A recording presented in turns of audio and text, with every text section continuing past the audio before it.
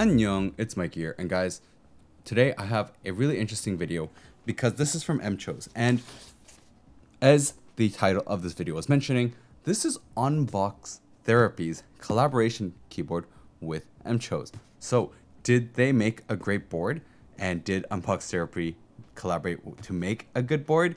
We're gonna have to take a look, so let's go right into the unboxing, sound tests, and more, and please make sure to like and subscribe. So starting off with the unboxing of the UT98, the MCHOSE X Unbox Therapy keyboard. Now, MCHOSE has been promoting it as a keyboard created with Unbox Therapy, but of course, we're not really sure exactly the whole, how far in lengths that it was done together.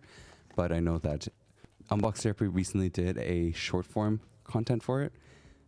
So let's take a look to see what's inside. So we got the extra switches, switch puller, keycap puller, extra keycaps, and now let's look at the board. Now, as you can see here, the spacebar obviously says MCHOSE X Unbox Therapy. It does have a spot right there for the USB dongle. It's magnetic, which is really nice. The plastic build seems pretty good, actually. It doesn't seem like it's a cheap plastic, and of course, weighing it, we're getting 1.24 kilos. Now, these are the extra accessories that came with the board. So they sent me out a wrist rest and an actual mat, so desk mat. Now, as you can see here with the wrist rest, it's like your basic foam wrist rest. It's nothing really crazy special, I'm gonna be honest. It does feel comfortable, but it does feel a little bit on not like the extremely high budget end side. Now, the desk mat itself, the quality of it is actually pretty decent, but the printout on it, I think, is a little bit not as spectacular as I thought it would be. It is a little bit slightly grainy, and internal, like, it does feel pretty comfortable though with the wrist rest. I think they did measure it out really well so that it is a really good fit for it. But as I said, it doesn't feel like it's a super crazy quality one. It is 14 millimeters in terms of thickness, and the front side is about 7.5. Sorry, it got blurry there. And the desk mat is about 3 millimeters in terms of thickness, so pretty decent thickness in terms of a desk mat. Not a lot of space though, especially if you're a gamer. But of course, let's hear a sound test.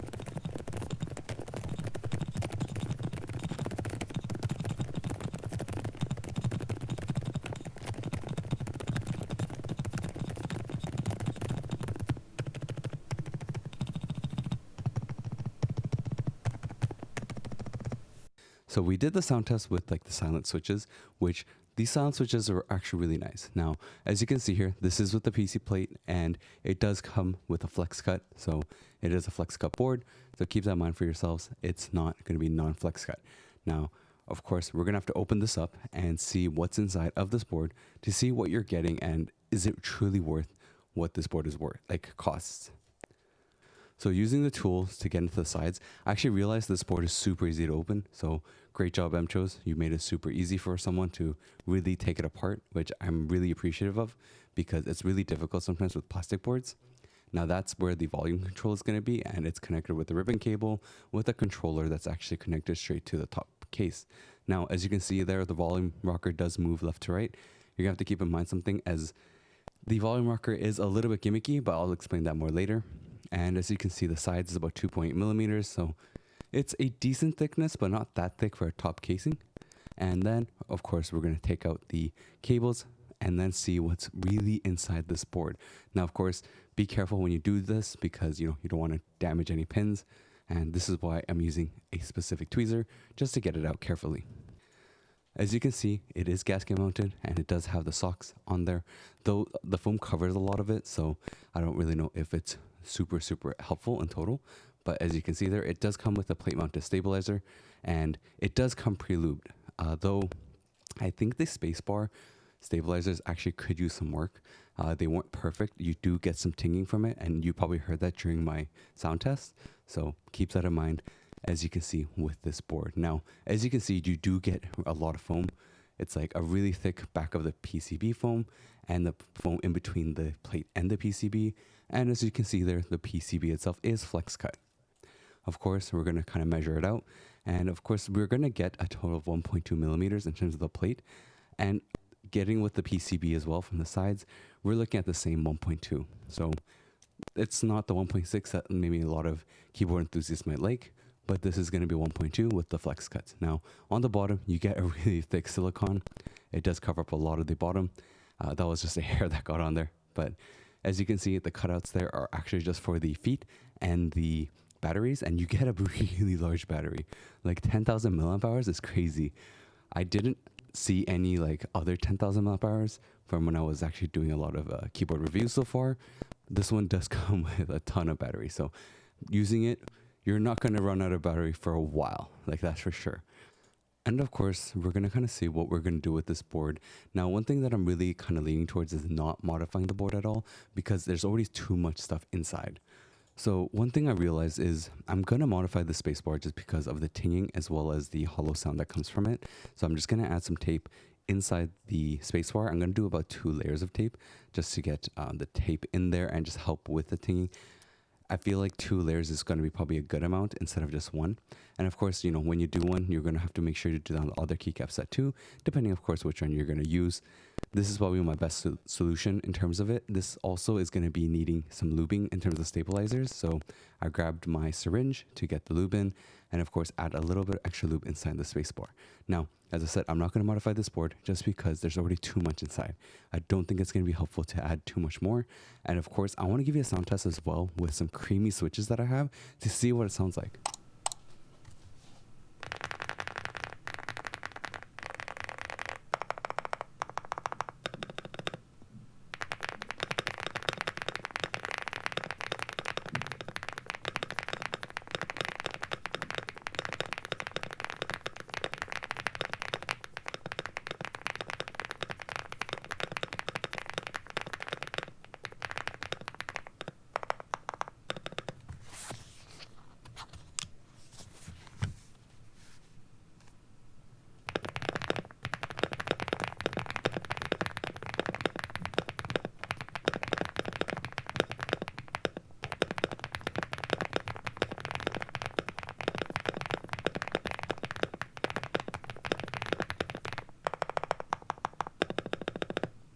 Now we've done the unboxing sound test, teardown, and more on this board. And I got the silent version. So there's 2 versions. There's creamy version and there's a silent. I think these silent switches in this board are really well done. Like one of the best silents that I've tried in a long time. One of the interesting things about this switch is it's supposed to be a linear switch, yet it feels in a way almost like it's tactile. It's a little bit weird. It has a little bit of like almost like a bump feeling. And like I had some friends try it out too, and even they were like, is this a tactile switch? That's the interesting part of the switch, is it has a slight bounce to it.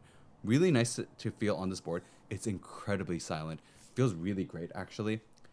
I wish there was a smaller version. I'm not a person that needs a numpad, though having the numpad and actually using this board for a bit, I realized is kind of comfortable.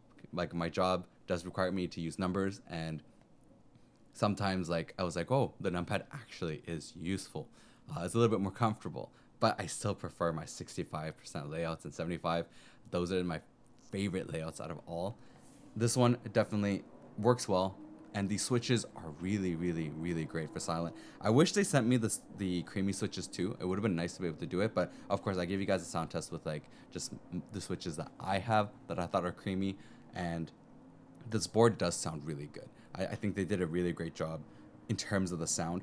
The more in of this board and review, we're gonna have to go into that because there are some things I've noticed. So let's go into an in-depth look of this board and see, you know, should you guys even join the Kickstarter, and did they do a great job in building a good board? So let's go right into that. So first impressions of the design of the board, it does have a really nice piano black white theme. I think the keycaps as well are really well done. I do like and appreciate what the keycaps are. It does feel nice in the hands, though I think the keycaps are a little bit on the higher side. So keep that in mind for yourselves. It's not like the cherry profile that maybe you're used to. And the keycaps feel a little bit thicker. Now, they do come with extra keycaps, so if you don't want the MCHOSE Unbox Therapy, you can definitely change the spacebar. I think it's really appreciative that they provided that, and they also provide extra keycaps if you do use a Mac and you do want to change it out so that it matches your layout. Now, the switches in this board I do appreciate as well. It does have a really nice feel to it, even though it's linear. And one thing I felt using like the space bars and like using the other stabilizers is that the stabilizers in this board aren't amazing, so keep that in mind for yourselves. This is the switch that I use, which is the KeyGeek Y3 for the creamy switch portion, and I love these switches. They're super budget. One of the big suggestions I would have if you're looking at this board in total is that get the silent switches and then just buy some budget switches on the side. The KeyGeek Y3, I'll even link it in the description for you guys that you can grab it as well separately. The reason being is that these silent switches are really well done. I haven't tried the creamy switches to be fair, but if you're going to get something, I can give you guys a suggestion, and that's going to be silent switches and then creamy switches separately, because I can give you a budget creamy switch. One thing I felt for this board in total though is that gaming with it, with the silent switches, does work really well. I mean, in general, gaming with this board wasn't that bad. I would say though, in terms of work purposes, it works really, really well. The whole layout with the numpad was really actually useful. And even though I'm not a big fan of this size, I think it works really, really comfortably for like specific office work, but it is kind of expensive when you think about it for office work use. Now it does have that nice USB dongle spot. It's actually metal for the magnet, and it's actually really nice to have there. It stays in there nicely and easy to take off. You also get the switches on the left right there where you can have Bluetooth and 2.4. I personally think this volume knob is a bit of a gimmick. It's nice to have one there. Like, I personally prefer that specific location for a volume, but it doesn't always work.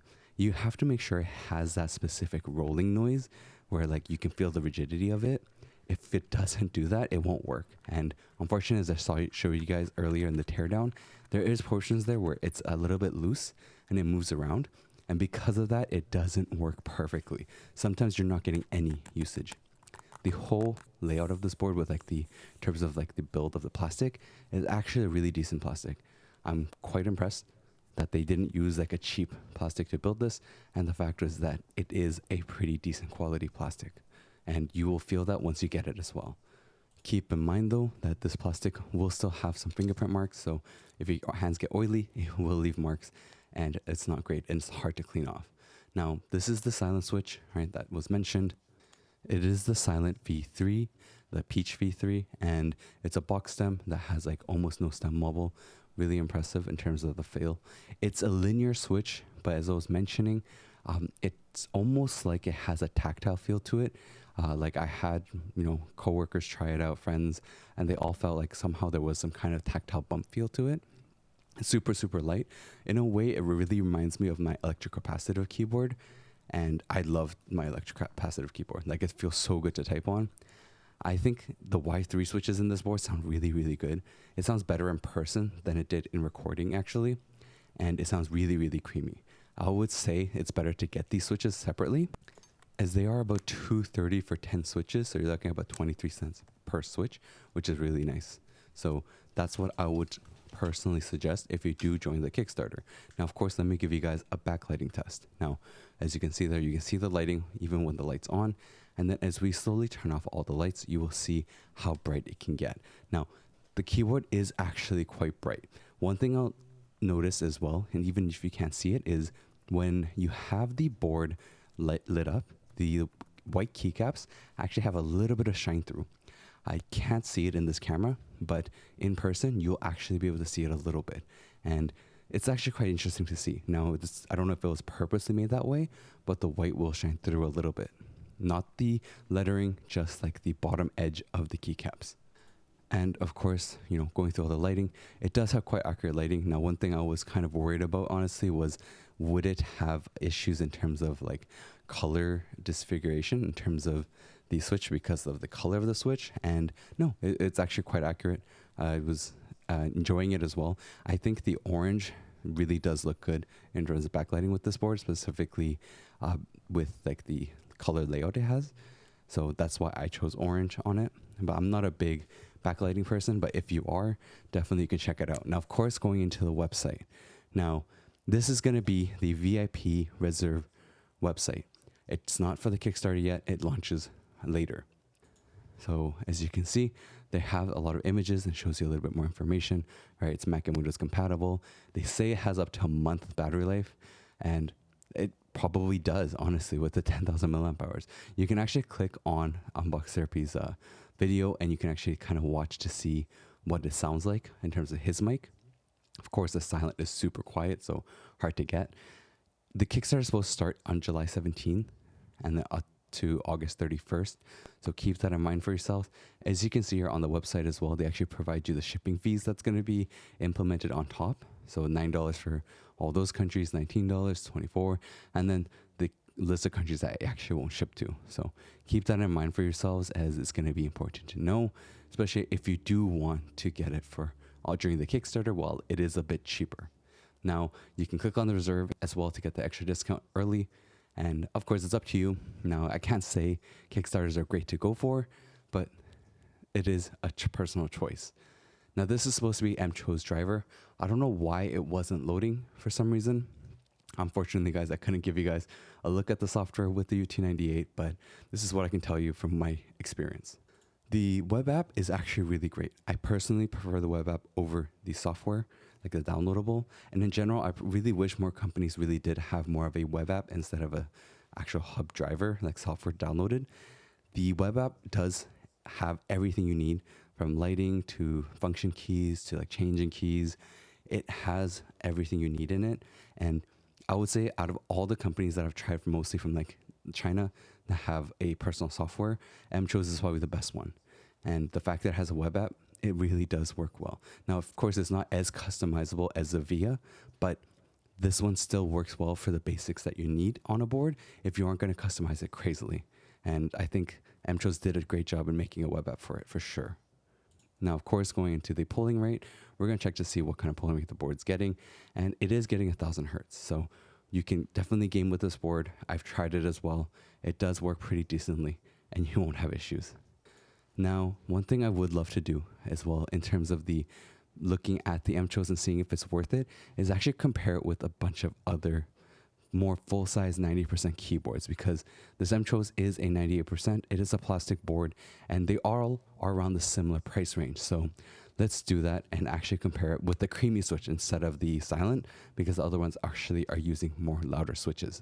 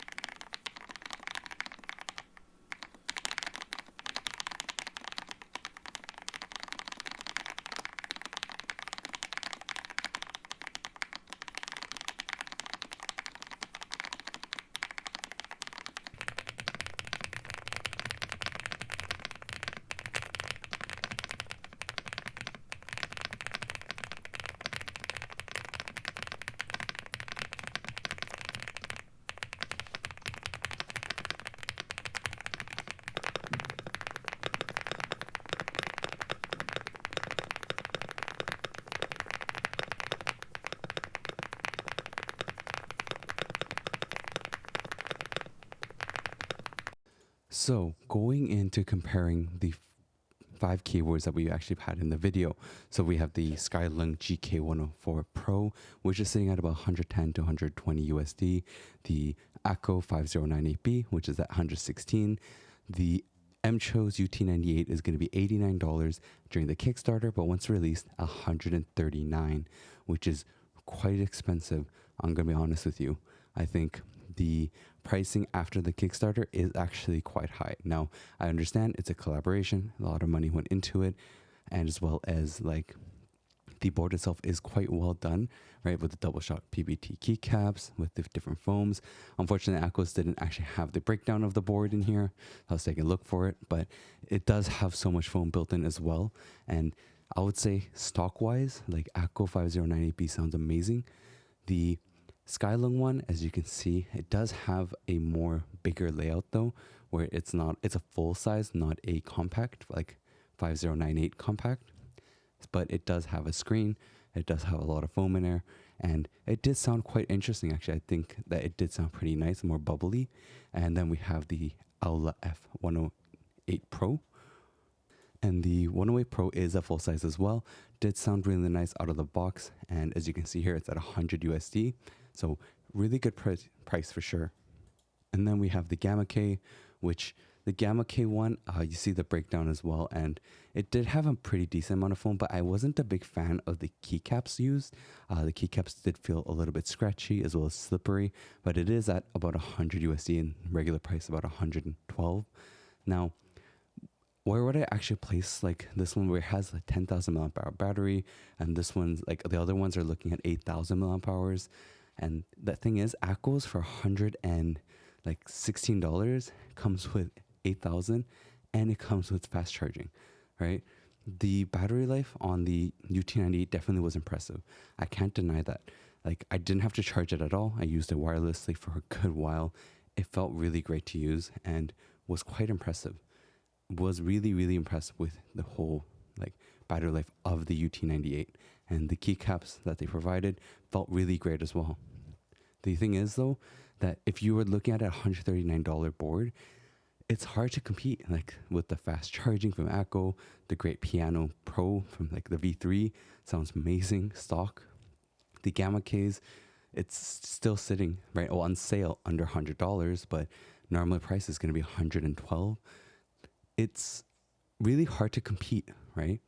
The thing is though, out of all of them, the MCHOSE definitely has the better software. It's easier to use. None of them are actually VIA compatible. All of them have their own softwares, and MCHOSE does it best. Like, their software definitely is better. But would I tell you to go and spend money on a Kickstarter? I can't say that it's the best thing to do. MCHOSE is a more known company. They've done a Kickstarter before, and this is their second one. And you're most likely gonna get your product, but I can't guarantee that you will, right? With Kickstarters, it's incredibly risky. You have to keep yourself safe. You just never know what it's gonna end up like. So would I say go and spend the money to get this?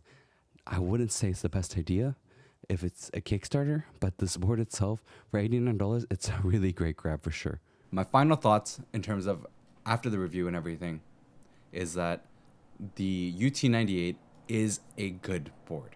Now, I think they did a great job in making a really nice board that works well. With the silent switches, I would say really great, especially if you're looking for something very quiet, you want to use it in the office, and you don't want something loud. These silent switches are really nice. I would say out of all the silent switches I've tried, especially before when I was trying to make like really quiet boards, this thing is really silent, like super dead silent. It's crazy. I would think that this is better of a choice if you're gonna do it. Now, of course, I would never say put your money into a Kickstarter. That's not going to be something that I would promote because I think it's still risky, even though a company is well known. Though it is less risky when a company is known and they've done a Kickstarter before and they've been successful and delivered, and there hasn't been a ton of complaints about it, and they are a brand that has been around for a lot longer, then it's a little bit less risky, but it's still risky. Now, Kickstarters are definitely something that I would say be careful, and be careful of marketing out there that, you know, companies will do. Like, they misquoted me once, right? I had not MCHOSE, but, You guys saw Wabkey misquoted what I said. And that isn't good. That's a sneaky way of marketing, and I would never ever promote something on a Kickstarter to be 100% you have to go buy it. That's never something I would ever say. So be careful out there, guys. It's really, really bad what some companies out there are doing for marketing purposes, and I do not condone it.